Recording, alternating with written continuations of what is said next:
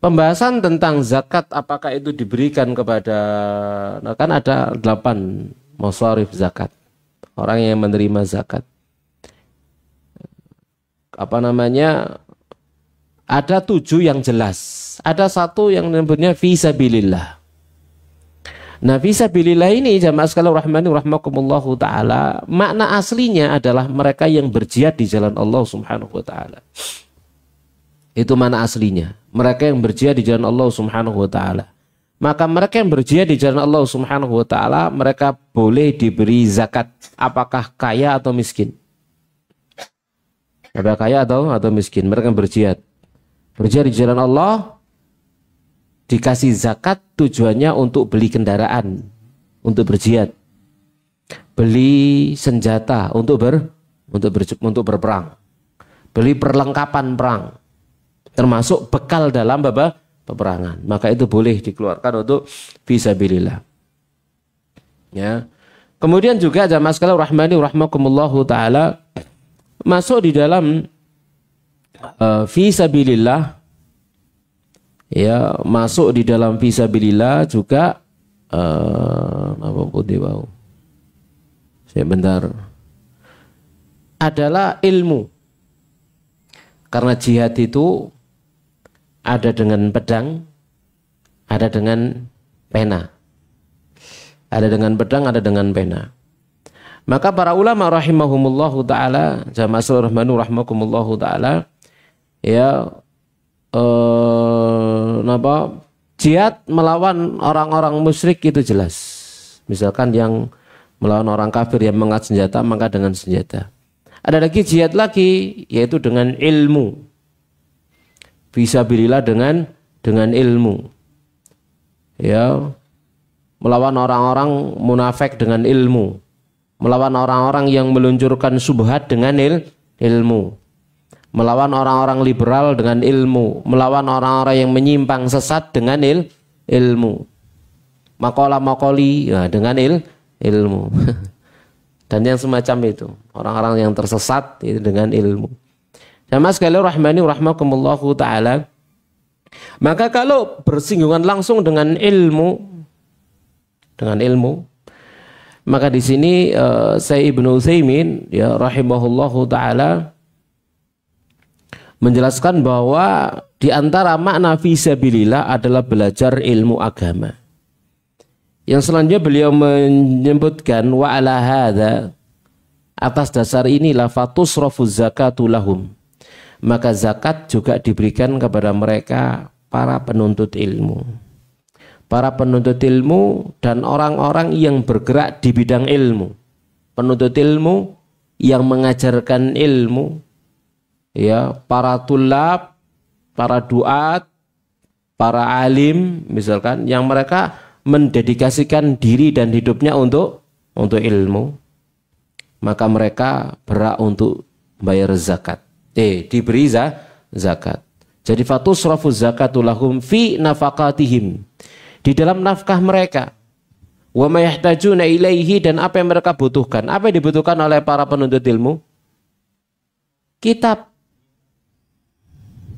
Zakat dibayarkan untuk para penuntut ilmu agar mereka punya kitab. Ya.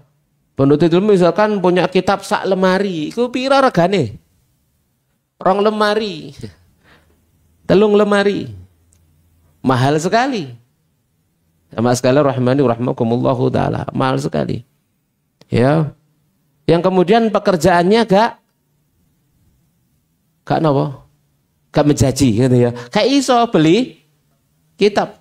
Nah, ini maka para penuntut ilmu, para duat misalkan, boleh mereka menerima zakat dalam rangka ini agar mereka terpenuhi hajat kebutuhan mereka akan ilmu, akan nambah ilmu dengan kitab-kitab mereka.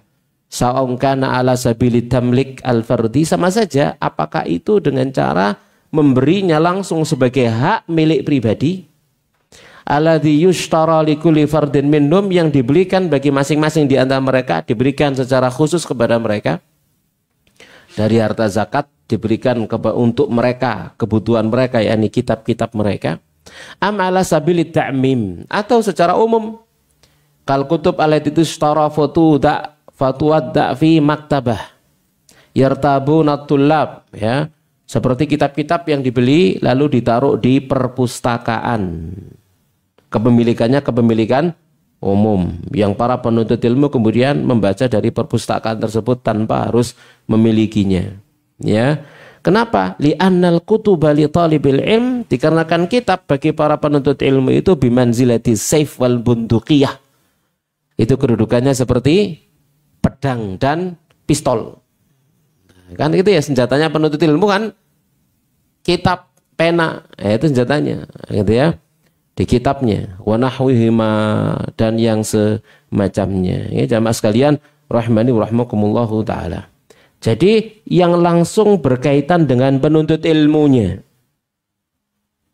langsung berkaitan dengan penuntut ilmunya, langsung, gitu ya. Ya termasuk diantaranya apa yang mereka butuhkan, ya kitabnya, ya termasuk ya nafkah kesehariannya, misalkan begitu ya, sibuk dengan menuntut ilmu, sibuk belajar, sibuk nulis dan seterusnya, yang kadang-kadang napa jenenge enggak sempat nyambut gawe, misalkan semacam itu. Nah, dari mana mereka mendapatkan? Maka mereka boleh diberi zakat dari sana. Bagi orang-orang yang mendedikasikan dirinya untuk ilmu. Seperti juga para pengajar di pondok-pondok pesantren, bayarannya piro? Kan gitu ya. Tatkala kita mau membayar mereka, para guru di pesantren itu UMR, waduh, 4 juta UMR. Kira-kira lek 4 juta narik nang wali santri piro saulan rek? Hah? Karyawani 100 UMR KB. Ya napa kira-kira? Hah? Ya napa kira-kira? Pesantren tersebut ngambil dari mana coba? Ngambil dari wali santri Klenger. Kan gitu ya, wali santri, waduh, warang gitu kan, begitu ya. Akhirnya kemudian guru-gurunya yang ngalah, kayak bayarannya nisor, begitu ya.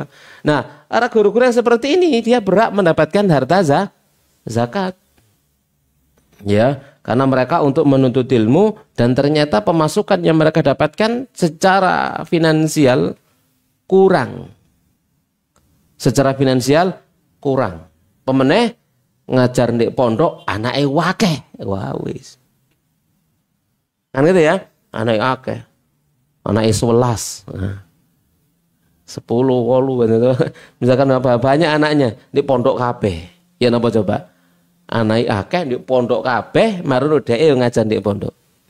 Yang seperti ini berhak mendapat harta zakat karena dedikasinya untuk ilmu. Ya, tidak dia dedikasikan dirinya untuk selain ilmu. Nah, seperti ini berhak mereka untuk mendapatkan harta zakat. Sama sekalian rahimani rahmakumullahu taala.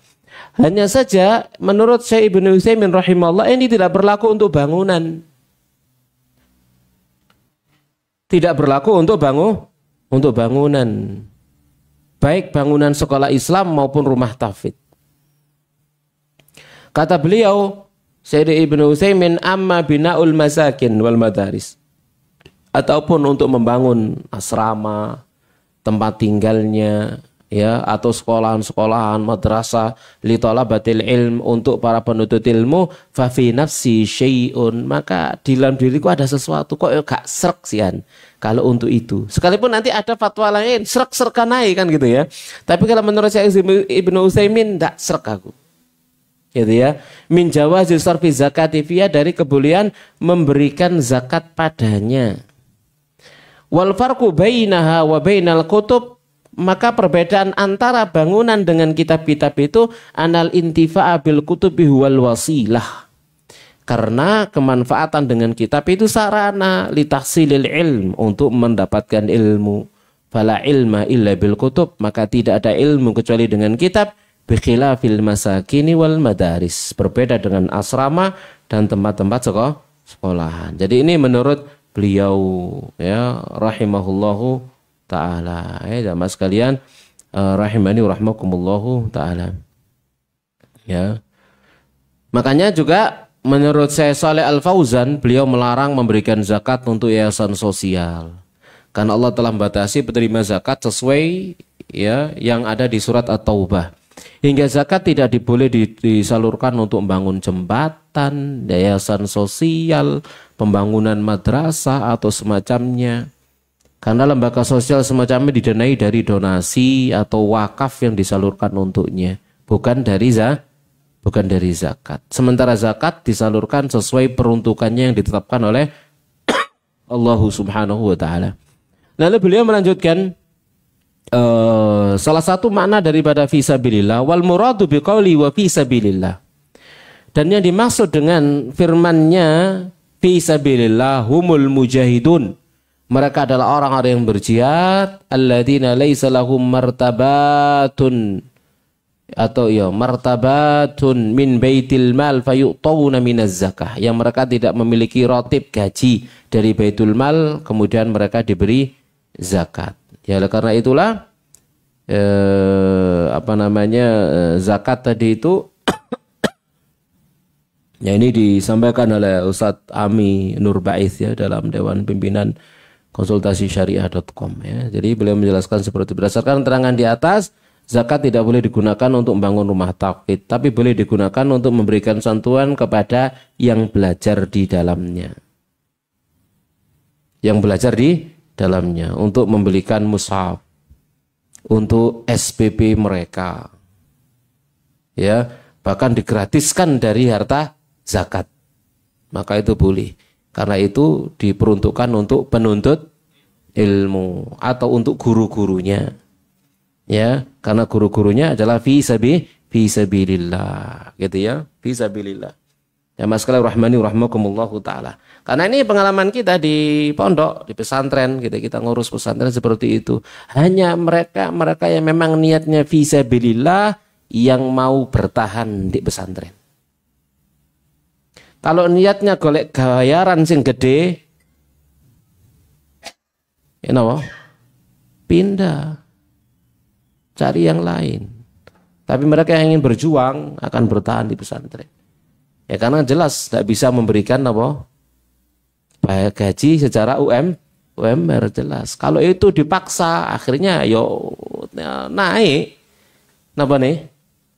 SPP nih kan gitu. Iso koyok sing sebelah kono gitu ya. Masya Allah ngeluh mikir gitu ya. Iki sekolahan ta hotel kan gitu ya. Jadinya seperti itu.